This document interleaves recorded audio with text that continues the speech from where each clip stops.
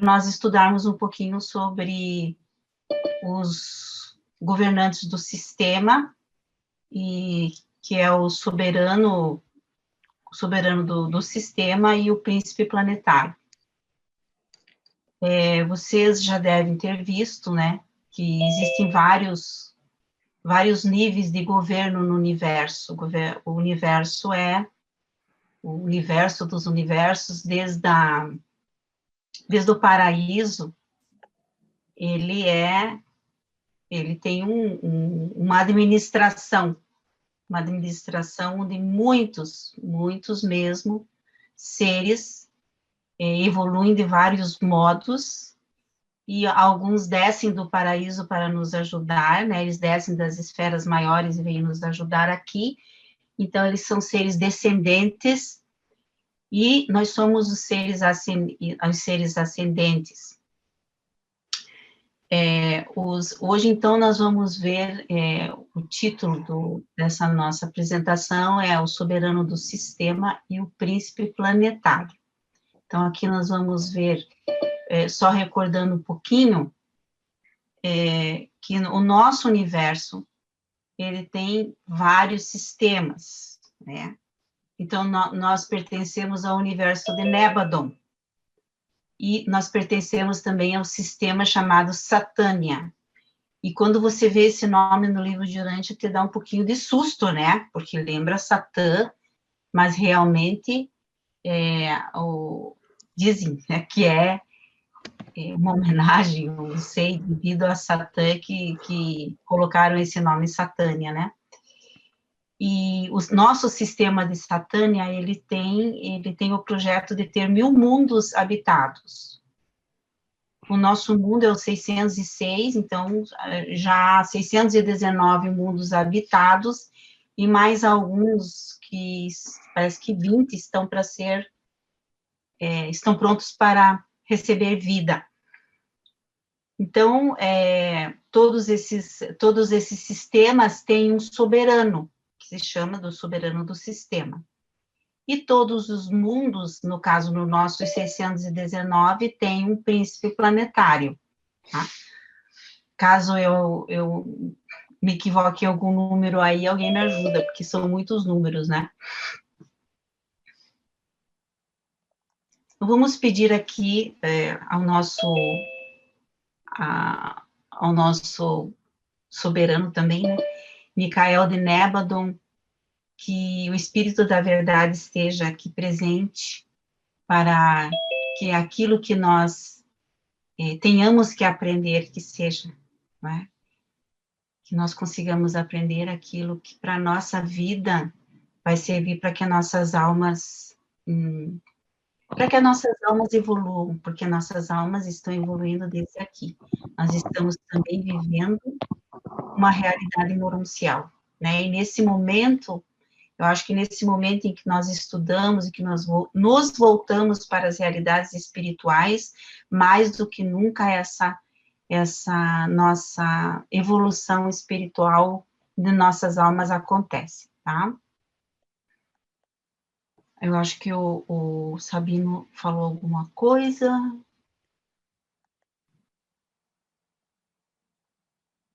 Veio muito antes de Satã. Ah, tá, Sabino. Eu tinha ouvido falar que Satã era por causa de Satã, em homenagem a Satã. Então, tá. Então, acho que pode ser o próximo, então.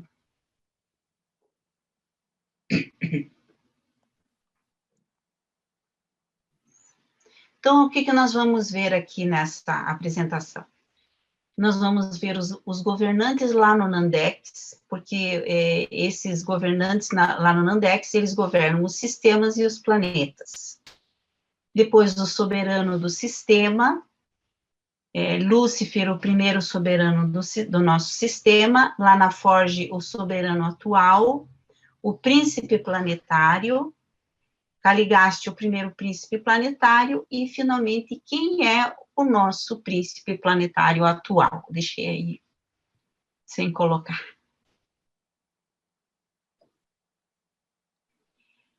Então, essa expressão aí lá no Nandek, eu só ouvi no livro de Urântia.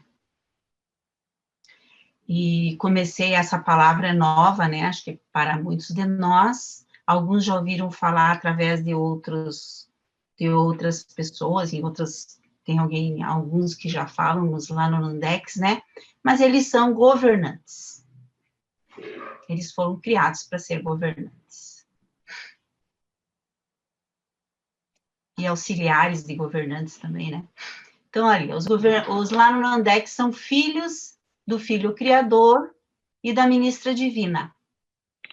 Então, eles tem este pai e esta mãe, né? Então, imagine. Os Lanondex são os governantes permanentes dos planetas e soberanos rotativos dos sistemas. Então, um destes filhos governa agora em Jerusalém, a sede central do nosso sistema local de mundos habitados. Então, o nosso sistema se chama Satânia, e a capital do sistema é Jerusalém, que é a sede central, né?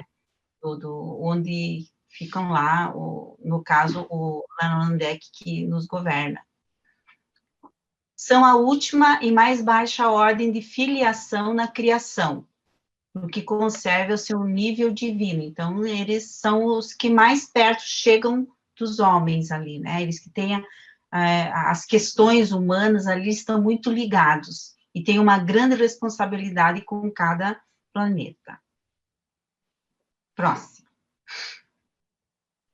Sendo os primeiros estudantes na Universidade Melquisedeque, foram classificados e confirmados pelos seus mestres e examinadores Melquisedeques, de acordo com a sua aptidão, personalidade e alcance de suas realizações. Então, eles fazem um curso na Universidade dos Melquisedeques, né? Eles não são governantes assim, eles são classificados.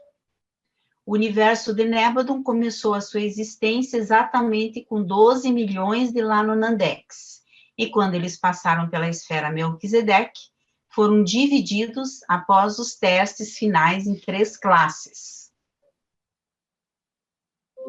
Vejam que eles não são todos iguais, cada um tem a sua característica, a sua personalidade, né? Então, eles foram divididos nos Lanonandex primários, na categoria mais alta, ficaram 709.841 filhos, bem específico, né? Então, nós temos quase 710 mil Lanonandex primários.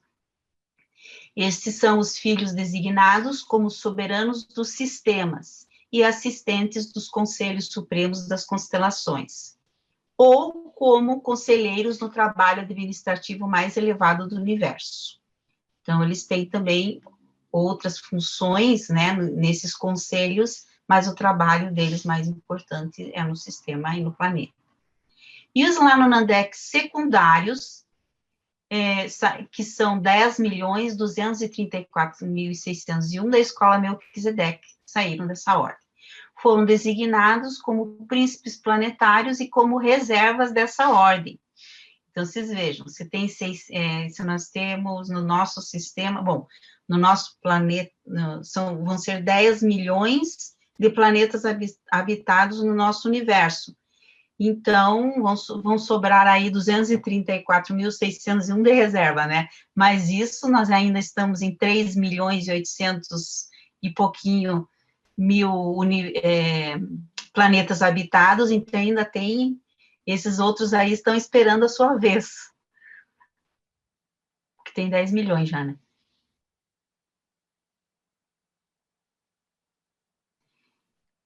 E também tem os Lanondex terciários. Desse grupo constaram 1.055.558 filhos. Estes filhos funcionam como assistentes subordinados, mensageiros, custódios, encarregados e observadores, e cumprem os deveres variados de um sistema e seus mundos componentes.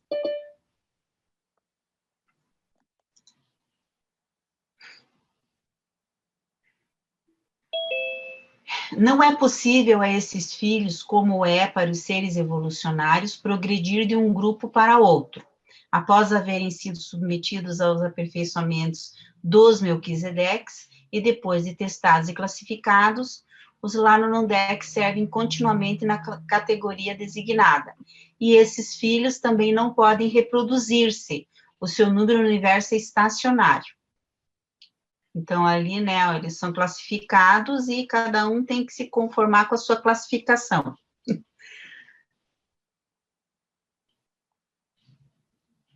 Como a ordem Lanonandeck é uma ordem de filiação um pouco mais baixa do que a Melquisedeque e a Vorondadeck, os filhos Lanonandeck prestam um serviço maior nas unidades subordinadas do universo, pois são capazes de aproximar-se mais da criação inferior de raças inteligentes. Eles também correm grandes riscos de desviar-se, de sair da técnica aceitável do governo do universo. Todavia, os Lanonandecks, especialmente os da ordem primária, são os mais capazes e versáteis de todos os administradores do universo local. Em habilidade executiva, eles podem ser superados apenas por Gabriel e seus colaboradores não revelados. Então, eles têm uma grande capacidade, mas como eu tinha mencionado, como eles estão muito perto dos seres humanos, né?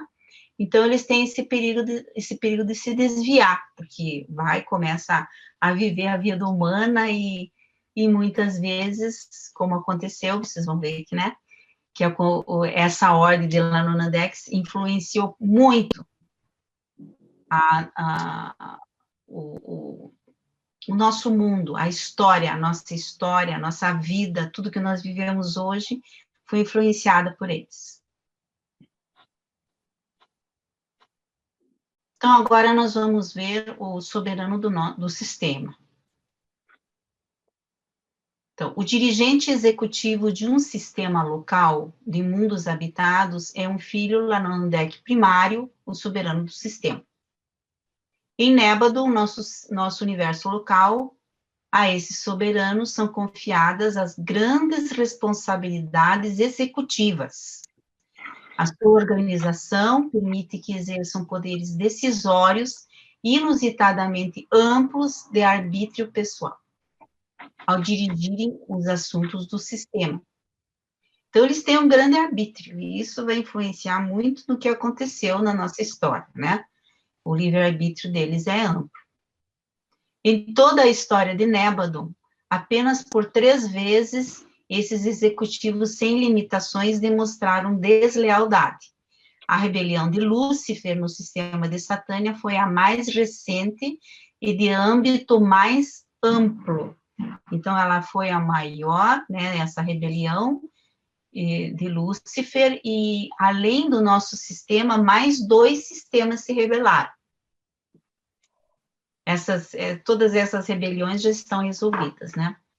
A nossa foi a última que aconteceu. Como em outros sistemas normais, o soberano preside o conselho dos governantes dos mundos, dos príncipes planetários, e governadores gerais residentes dos mundos isolados. Nós vamos ver mais o governo do nosso planeta mais para frente. Esse conselho planetário reúne-se de tempos em tempos na sede central do sistema, quando os filhos de Deus congregam-se.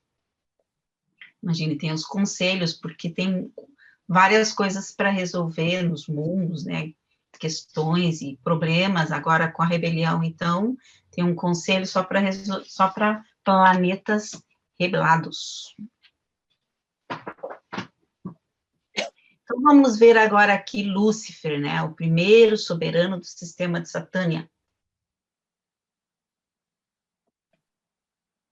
Lúcifer era um brilhante filho Lanonandeck primário de Nébado.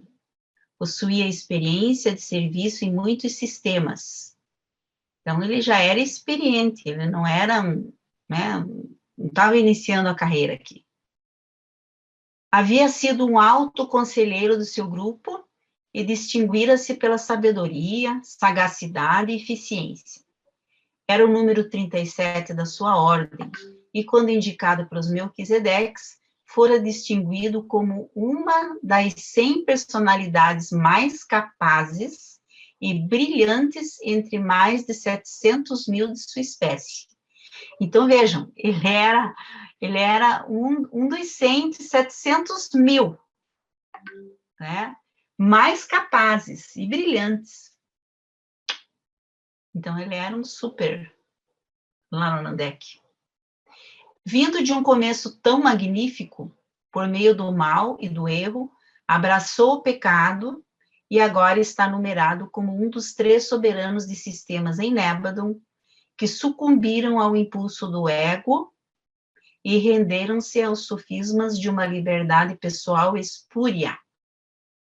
A rejeição da lealdade universal, a desconsideração pelas obrigações fraternais e a cegueira para as relações cósmicas. Tudo isso ele fez, apesar de ser um Lanunandek brilhante, e o egoísmo foi aquilo que o levou à bancarrota. Lúcifer não era um ser ascendente, sendo um filho criado no universo local, dele foi dito: eras perfeito em todos os teus caminhos, desde o dia em que foste criado, até que a falta de retidão fosse encontrada em ti. Muitas vezes esteve em conselho com os altíssimos de Edentia. Edentia é a sede da nossa constelação. E Lúcifer reinou sobre a montanha sagrada de Deus, a montanha administrativa de Jerusalém, pois era o dirigente executivo de um grande sistema de 607 mundos habitados.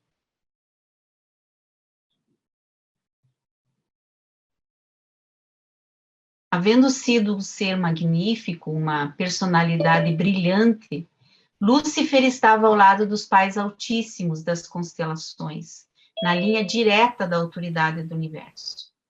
Não obstante a sua transgressão, as inteligências subordinadas abstiveram-se de demonstrar desrespeito e desdém antes da auto-outorga de Micael em Urantia. Então, eles respeitavam Lúcifer, apesar de tudo que ele estava fazendo, né? Eles não queriam julgá-lo assim de modo injusto, queriam saber de todas as suas razões, por que ele estava fazendo o que estava fazendo, o porquê da rebelião.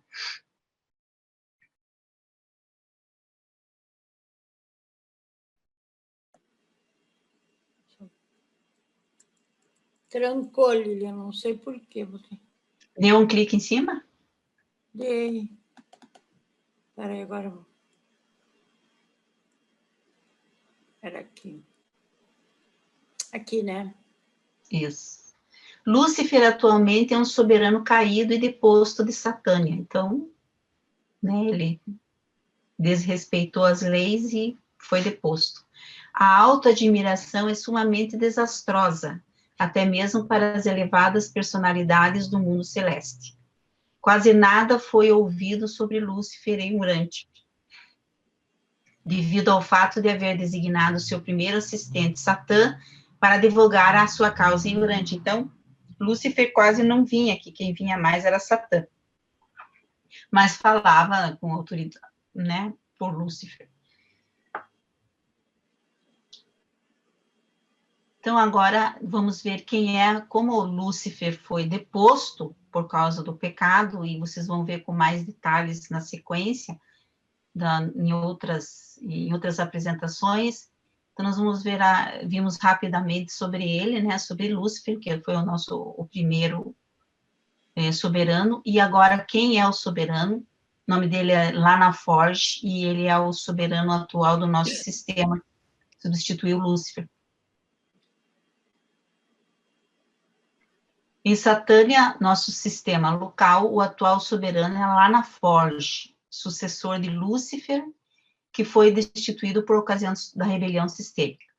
O atual dirigente de Satânia é um governante amável e brilhante, sendo um soberano testado contra rebeliões. Quando serviu como soberano assistente de sistema, Lana Forge foi fiel a Micael, em um levante anterior no universo de Nébadon. Esse poderoso e brilhante senhor de Satânia é um administrador testado e aprovado. Então, ele já tinha participado de outra rebelião, né? E ele foi fiel. ao nosso Cristo Micael de Nébado. Na época da segunda rebelião, em um sistema em Nébado, quando o soberano do sistema tropeçou e caiu na escuridão, lá na Forge, o primeiro assistente desse dirigente em erro, tomou as rédeas do governo, para então conduzir os assuntos do sistema de um modo tal que relativamente poucas personalidades se perdessem, seja nos mundos sede centrais, seja nos planetas habitados daquele sistema desafortunado. Lá na Forge traz a distinção de ser o único filho lá no Nandek primário, em todo o Nébado, que nesse caso funcionou lealmente a serviço de Micael, e mesmo diante da falta do seu irmão de autoridade. Não estou vendo o finalzinho ali. Você consegue ver, Céu? Seu irmão de autoridade superior e classe precedente. Uhum. Então, ali ele foi fiel, né, apesar de que ele era um assistente do dirigente, né, do soberano daquele sistema. Assim como Satã é dirigente de Lúcifer, esse lá na Forge também foi dirigente, foi assistente. Mas ele ficou firme, né, e salvou muitas personalidades ali, evitou que muitas personalidades daquele sistema se perdesse. O dirigente executivo de um sistema local, o soberano do sistema, é sempre apoiado por 2 ou 3 filhos lá no Nandex, que atuam como primeiro e segundo assistentes. Entretanto, no momento presente, o sistema de Satânia está sendo administrado por uma junta de 7 Lanonandex.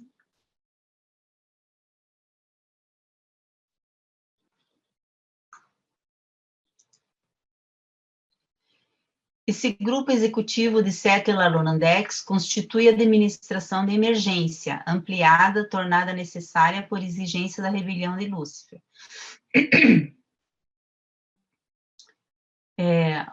A administração lá no Nandek é apoiada pelo Conselho Executivo de Jerusalém, o corpo supremo do Conselho de Satânia. Esse conselho consiste de 12 membros. Agora vamos ver sobre o príncipe planetário.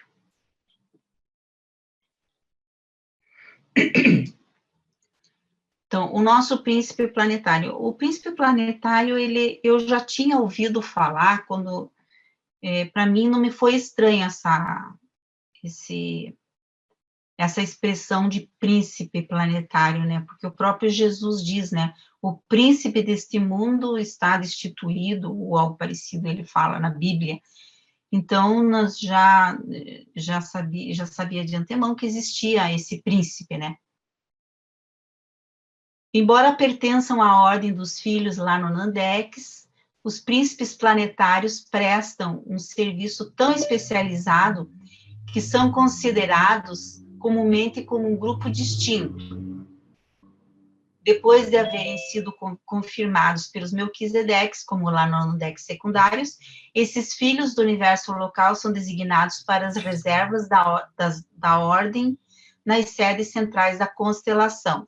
Daí são designados para vários deveres pelo soberano do sistema, finalmente sendo comissionados como príncipes planetários e enviados para governar os mundos habitados em evolução. Então, eles passam por vários, vamos dizer assim, por vários estágios, né, e aprendizados nas sedes centrais da constelação, e depois no próprio sistema, e então são enviados aos planetas, para serem príncipes planetários.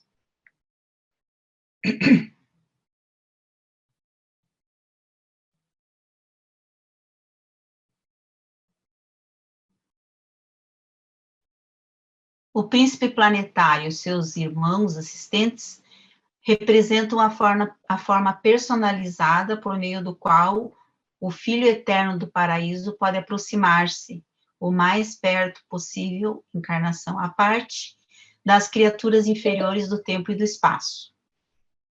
É bem verdade que o Filho Criador alcança as criaturas dos reinos por intermédio do seu espírito. Todavia, o príncipe planetário é a última das ordens de filhos pessoais que se estende desde o paraíso até os filhos dos homens.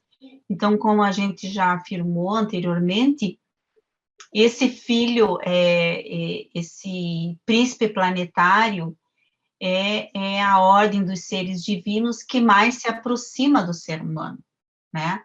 Então, e ele representa ali o Filho Eterno do Paraíso,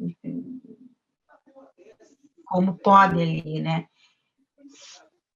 No mundo recém-habitado, o príncipe planetário é o único representante da divindade completa, originário do Filho Criador, que é uma progênie direta do Pai Universal e do Filho Eterno, e da Ministra Divina, a filha no universo do Espírito Infinito. Então, esse filho, ele é, como Filho Criador, ele é a progênie do Pai Universal e do Filho Eterno, né? E a Ministra Divina, ela é progênie do Espírito Infinito. Então, esse filho lá no Nandek, ele representa, né, indiretamente essas criações. Toda essa divindade, vamos dizer assim, para nós, imagine. E esses príncipes planetários, eles permanecem, no mundo normal, eles permanecem no planeta, até o planeta, e depois que o planeta se torna em luz e vida, ele consegue, né, ele se torna um soberano também, um príncipe planetário soberano, ele tem essa questão, né, de ter essa honraria. Então, eles permanecem conosco sempre, permanecem nos planetas normais, mas, infelizmente, o nosso príncipe, o original, pelo menos, né, não permaneceu conosco, mas agora nós temos outro, né. O príncipe de um mundo recém-habitado é cercado de um corpo de ajudantes leais e de assistentes, bem como de um número grande de espíritos ministradores. Contudo, o corpo diretor desses novos mundos deve ser composto das ordens mais baixas dos administradores de um sistema, a fim de que seja inatamente compassivo e compreensivo para com os problemas e as dificuldades do planeta. E todo esse esforço de prover um governo compassivo para os mundos evolucionários envolve um risco crescente de que essas personalidades quase humanas possam ser desviadas da vontade dos governantes supremos quando em uma exaltação de suas próprias mentes. Então, esse príncipe, ele vem com ajudantes que encarnam no planeta e administram, né, diretamente.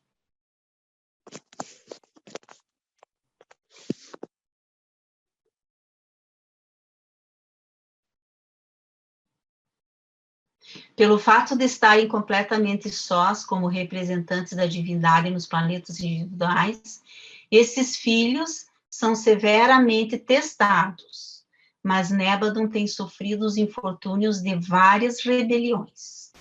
Na criação dos soberanos dos sistemas e príncipes planetários, ocorre a personalização de um conceito que já se afastou em muito do Pai Universal e do Filho Eterno. E assim há o perigo crescente da perda do sentido de proporção, quanto à autoimportância, e isso gera uma possibilidade maior de fracasso, ao manter um controle adequado dos valores e relações entre as inúmeras ordens de seres divinos e as suas gradações de autoridade. O fato de que o Pai não esteja pessoalmente presente nos universos locais também impõe a todos esses filhos uma certa aprovação de fé e de lealdade.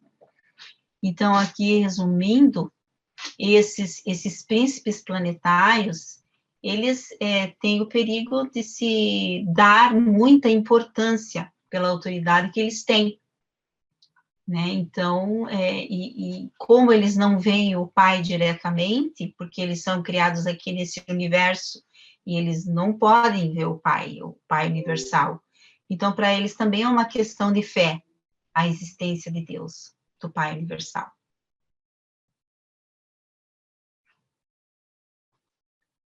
Um príncipe planetário não é visível para os seres mortais.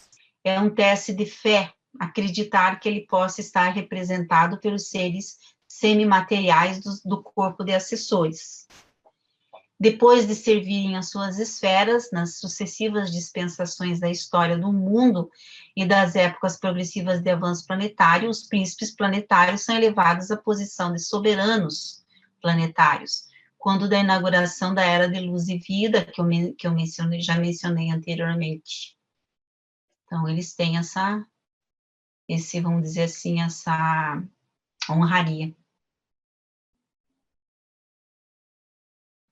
Os príncipes leais dos mundos habitados ficam permanentemente agregados aos planetas para os quais foram designados originalmente. Os filhos do paraíso e as suas dispensações podem ir e vir, mas um príncipe planetário que tenha tido êxito continua sempre como governante do seu reino. O seu trabalho é inteiramente independente das missões dos filhos mais elevados, pois é destinado a fomentar o desenvolvimento da civilização planetária. Então, ele prepara, ele e Adão e Eva também, né?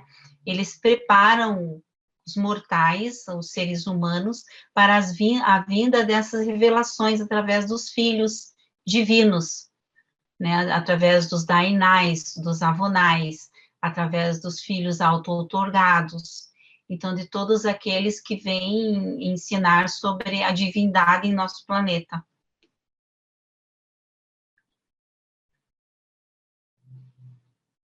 Então, aqui agora vamos ver o primeiro príncipe planetário de Urântia.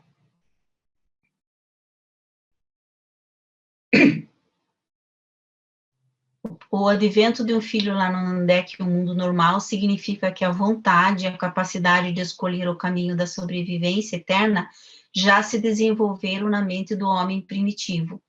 Contudo, em Urântia, o príncipe planetário chegou quase 500 mil de anos depois do surgimento da vontade humana. Então, acho que, como vocês já viram, o nosso planeta, ele é um planeta de, vamos dizer que onde fazem uma decimal, onde fazem uma certa experiência para que os soberanos e mesmo a administração dos planetas, né, teste algumas questões para ver se, para desenvolver isso em outros planetas e para a evolução mesmo, né, para que seja melhor tanto naquele planeta como em outros. E aqui um desses testes foi trazer o príncipe planetário 500 mil de anos depois do surgimento da vontade humana.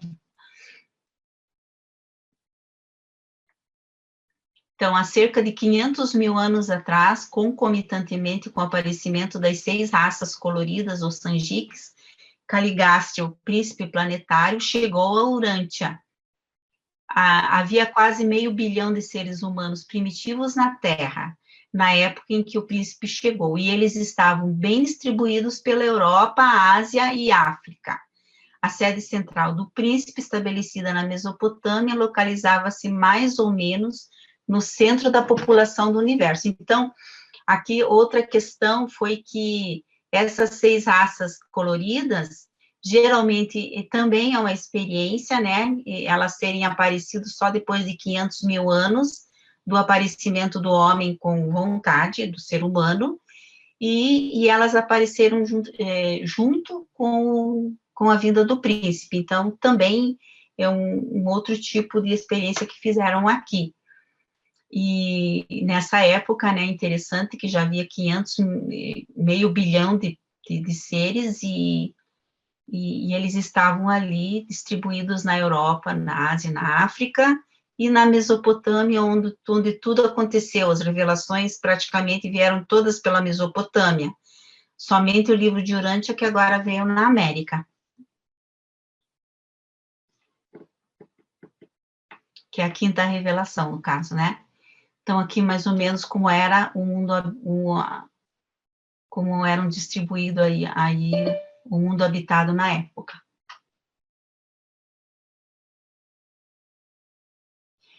Caligasta era um filho lá no Nandec de número 9.344 da ordem secundária. Tinha experiência na administração dos assuntos do universo local em geral. E durante as últimas idades, com a gestão do sistema local de Satânia em particular. Então, ele já tinha uma experiência também, porque ele tinha feito estágios, né? Como eu tinha falado anteriormente. Então, qual era o currículo do Caligasta? Ele fez parte do Comitê dos Portadores da Vida, conselheiros em Satânia, ele foi assessor pessoal de Lúcifer, teve experiência na administração dos assuntos do universo local, desempenhou satisfatoriamente em 5 compromissos sucessivos de honra e de confiança no sistema de Satânia, né? E ele tinha alguns objetivos. O objetivo dele era ser príncipe planetário em um mundo decimal ou de modificação da vida. Então, esse era o objetivo dele. E ele conseguiu. Caligasta partiu para Jerusalém para sua missão de dirigir o mundo com uma folha invejável, de lealdade e de devoção ao bem-estar do universo de sua origem e permanência. Não obstante uma certa característica sua de instabilidade, somada a uma tendência para discordar da ordem estabelecida em certas questões menores. Então, ele já veio, apesar dele ter sucesso em todas os seus estágios lá, os seus serviços, então, ele era leal, mas ele tinha essa questão aí, né, de instabilidade, de uma tendência para discordar da ordem, das questões ali, ele tinha essa questãozinha aí, mas também não era muito, no caso Lúcifer ali, os Melquisedeques concordaram que tudo bem, tinha essas questões aí, mas não era tão assim, para que ele não fosse escolhido, né? Não era de tanta importância. O Melquisedeque, que apresentou o documento 66, jamais imaginou que Caligasta não fosse cumprir de acordo com o seu compromisso com o príncipe planetário. Ele esteve presente quando Caligasta partiu de Jerusalém rumo a Urântia e relata: eu realmente considerava Urântia como estando entre os 5 ou 6 mais afortunados planetas em toda a Satânia, posto que teria uma mente tão experiente, brilhante e original no governo dos assuntos mundiais. Então, vocês vejam que ninguém imaginava que ele também ia se aliar à rebelião de Lúcifer. Ninguém imaginava.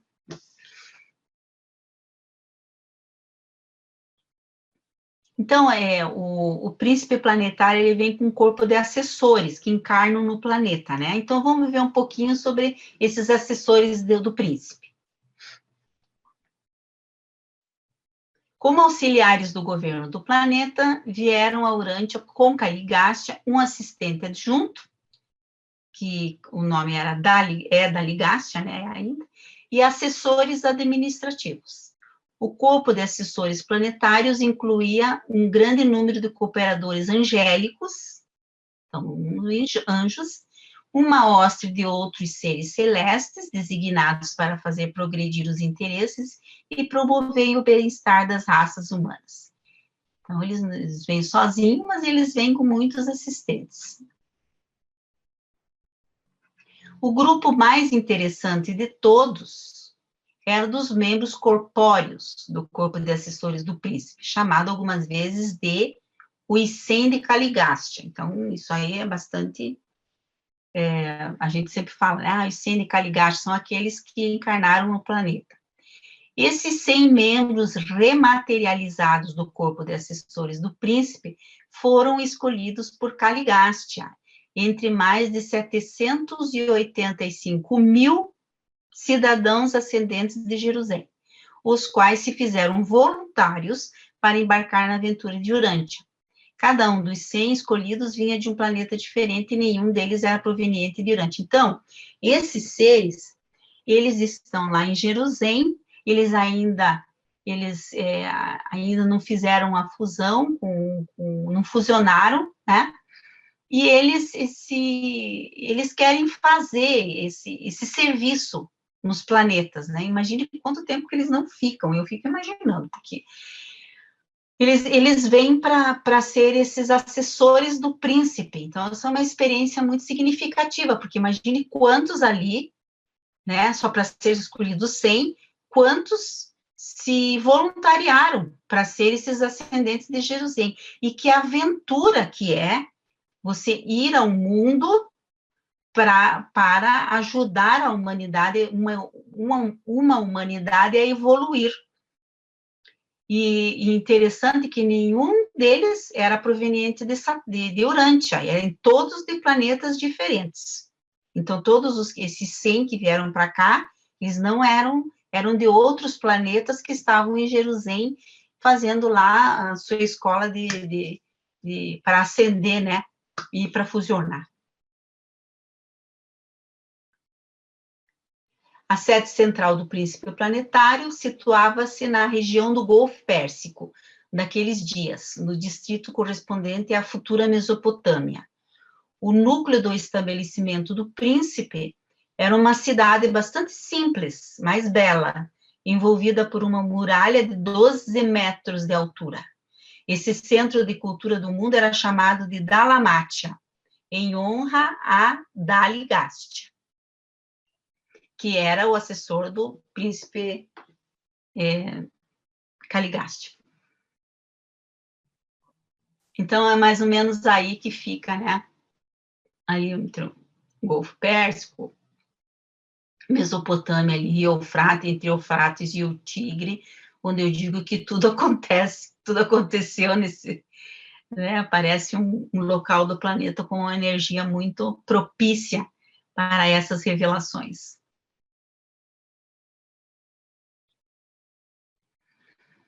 Agora, a cidade é Adalamat. Vou falar um pouquinho sobre como que era essa cidade que foi construída aqui, a cidade do príncipe, cujo nome era Dalamat. Próximo à sede do príncipe moravam seres humanos de todas as cores e de todos os níveis. E nessas tribos vizinhas foram recrutados os primeiros estudantes das escolas do príncipe. Embora essas primeiras escolas da Dalamátia fossem rudimentares, elas proporcionavam tudo o que podia ser feito pelos homens e mulheres daquela idade primitiva. O corpo de assessores corpóreo do príncipe congregava em torno de si continuamente os indivíduos superiores das tribos vizinhas, e depois de formar e de inspirar esses estudantes, enviava-os de volta como instrutores e líderes dos seus respectivos povos. Então, eles construíram essa cidade e chamavam, né, escolhiam e chamavam as pessoas os mais proeminentes, aqueles mais inteligentes, para fazer uma formação na cidade, e depois essas pessoas voltavam aos seus locais, às suas cidadezinhas, né, os seus tribos, e lá eles levavam as técnicas que aprendiam na cidade, na Dalamátia. Desde a chegada, agora os infortúnios de Caligasta, né? Desde a chegada do príncipe Caligasta, a civilização planetária progrediu de um modo bastante normal, por quase 300 mil anos. Independentemente de ser uma esfera de modificação de vida e, portanto, sujeita a numerosas irregularidades e episódios inusitados de inconstância evolucionária, Urântia progrediu muito satisfatoriamente durante a sua carreira planetária, até os tempos da rebelião de Lúcifer e da concomitante traição de Caligasta. Toda a história subsequente foi definitivamente modificada por esse erro catastrófico, bem como pela posterior falta de Adão e Eva descumprirem a sua missão planetária. Então, veja que coisa interessante, 300 mil anos, correu tudo bem e a vida progrediu, né? lógico, que de maneira bastante lenta, porque eles eram muito rudimentares, então houve, assim, um progresso muito grande, mas lento. 300 mil anos é 300 mil anos, né? Mas aconteceu a rebelião de Lúcifer, e Caligasta se aliou à rebelião de Lúcifer, e vamos ver na sequência.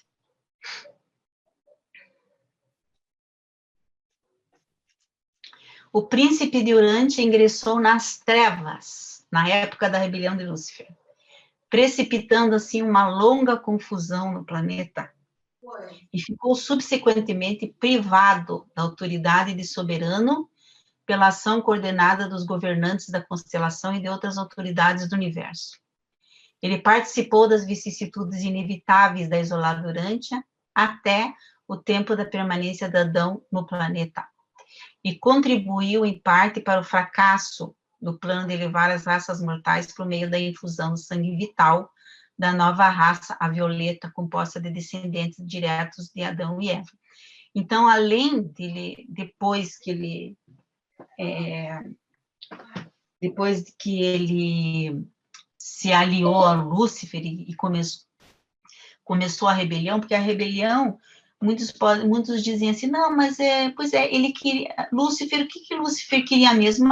Ele queria governar o planeta de uma outra forma, porque ele achava que Deus era uma invenção, e ele não queria obedecer aquelas regras, nem a de Micael, ele queria outras regras, então essas regras começaram a estar no planeta, né? Então, o planeta começou a ser regido por outras regras, e o que aconteceu? No início, houve até uma evolução, no início das novas regras de Caligasta, né? Mas depois, houve um fracasso total. Começou em 300 mil anos de evolução, em 10 mil anos estava tudo acabado, né? O planeta voltou pior do que tinha iniciado quando o príncipe chegou. Então, foi uma infelicidade, né? Tudo que... Depois, aqueles que não se rebelaram foram aqueles que conseguiram levantar um pouquinho e continuar com o que tinha sido feito por Caligasta antes da rebelião, e que salvou o planeta para a vinda de Adão e Eva, né? Preparou o planeta para a vinda de Adão e Eva. Mas, mesmo assim, Caligasta ainda estava aqui. E os seres que também se aliaram a ele, os seres intermediários, que a Estela vai falar semana que vem, que se aliaram a Caligasta, também estavam aqui. E não deixavam com que a evolução normal do planeta seguisse. Então, tentaram atrapalharam a missão de Adão e Eva, que caiu em erro e viraram mortais e não estão mais no planeta. E Adão e Eva deveriam estar conosco ainda. Adão e Eva deveriam estar conosco ainda, né? O Jardim do Éden deveria existir entre nós. Imagine, nós teríamos tanto a Dalamática, que seria um centro de aprendizado, e teríamos o Jardim do Éden, também outro centro de aprendizado. Teríamos 2 centros que depois se uniriam. E ali toda a evolução do planeta, num planeta normal, é isso que acontece. Mas o nosso não tem nem a sede do príncipe e nem o Jardim do Éden.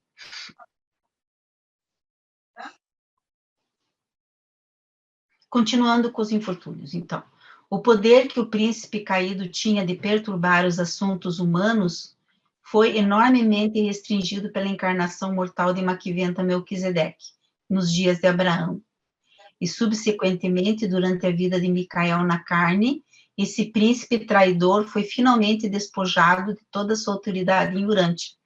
Então, vejam, apesar de tudo, de tudo que aconteceu, quando Maquiventa Melquisedeque veio, muitos já conhecem, né? Então, esse é um Melquisedeque, os Melquisedeques, eles vêm, quando eles veem que a ideia de Deus estava sendo muito esquecida já, isso foi há quase 2000 anos antes de Cristo.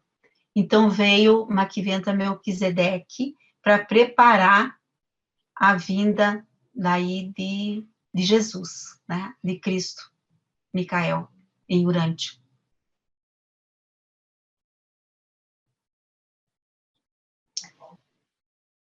A doutrina de um diabo pessoal em Urântia, se bem que tem algum fundamento, por causa da presença planetária do traidor e Nico Caligástia, é, contudo, totalmente fictícia.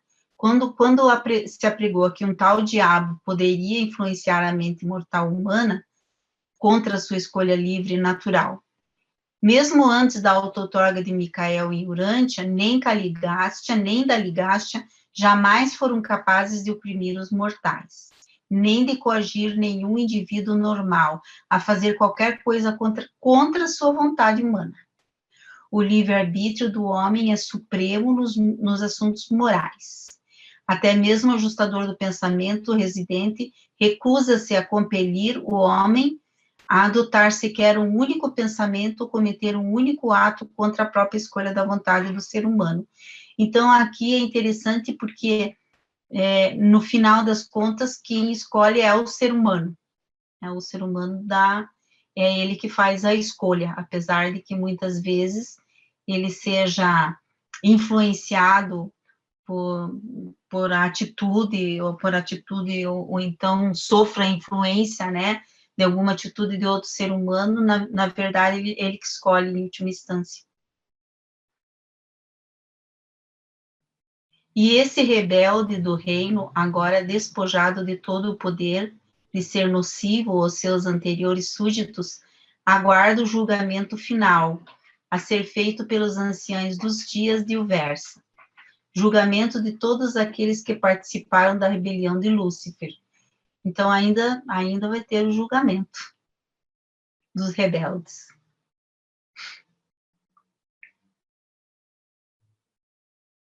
Então, só para concluir aqui sobre Caligástia, Caligástia e Daligástia ainda estão no nosso planeta.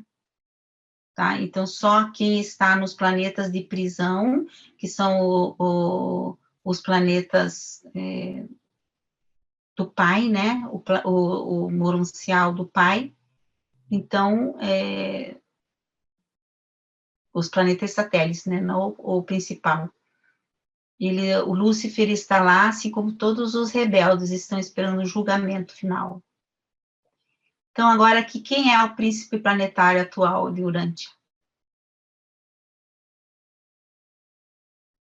Após a queda do príncipe Caligástia, a época da rebelião de Lúcifer, Urântia não manteve uma relação segura e estabelecida com o universo local e as suas divisões administrativas, até a consumação da auto-outorga de Micael na carne, quando ele foi proclamado príncipe planetário de Urântia pelo União dos Dias. Então, veja, o nosso príncipe planetário é Micael. É o nosso soberano do universo. Então, nós temos essa honraria, vamos dizer assim, esse privilégio. Recentemente foi conferida a Maquiventa Melquisedeque a autoridade de vice-regente para atuar em nome de Micael, como príncipe planetário, mas esse filho do universo local não tomou medida alguma no sentido de modificar o atual regime planetário, que vem de administrações sucessivas dos governadores gerais residentes. Então, Jesus, ele sabe de tudo o que acontece aqui, através de Maquiventa Melquisedeque, né, que é o vice-regente do nosso planeta. E como que está o governo de Urântia, atualmente?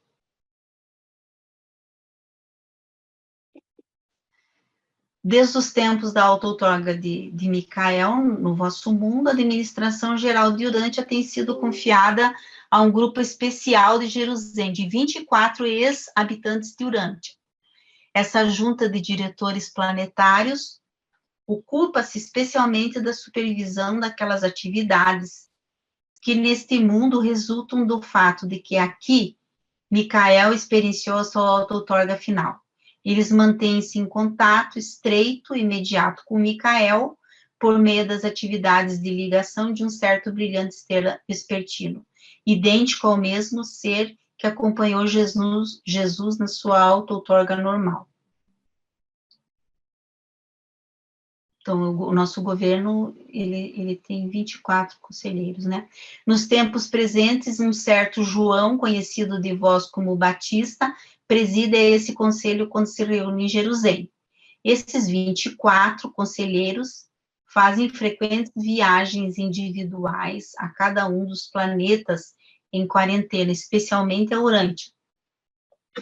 A cada 100 anos de tempo de Urântia, o corpo de 24 supervisores planetários de Jerusalém designa um entre eles para permanecer no vosso mundo e atuar como representante executivo deles, na função de governador geral residente. Então, aqui a gente descobre que tem um governador geral residente, né? Além do Melquisedeque, esse governador geral, então, ele fica aqui.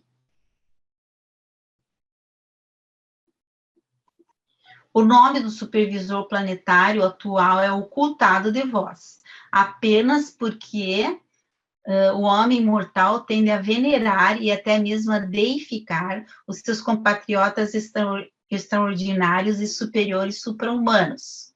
Então, a gente não sabe o nome dele para não venerar, porque ele que resolve as coisas também.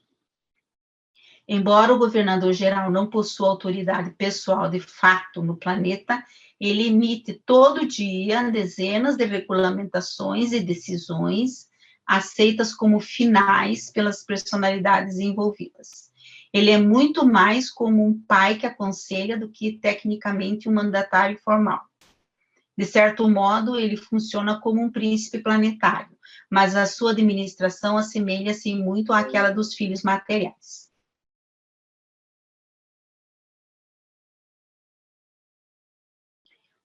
Então, essa é uma das partes que eu mais gosto do livro de Urântia. Acho que até vocês, acho que o Dalmolin já deve ter colocado em uma das apresentações dele, porque ela é uma frase, é um texto consolador para nós, assim, muito amoroso, né? O vosso mundo isolado não está esquecido nos conselhos do universo. Urântia não é um órfão cósmico estigmatizado pelo pecado e sem acesso ao cuidado divino, em consequência da rebelião. De Uversa a Salvington, e até abaixo, em Jerusalém, mesmo em Avona e no paraíso, todos sabem que estamos aqui.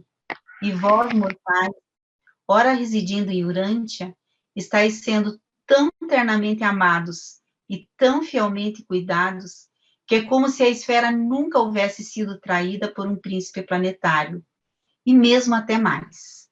É eternamente verdadeiro que o Pai, Ele próprio, vos ama.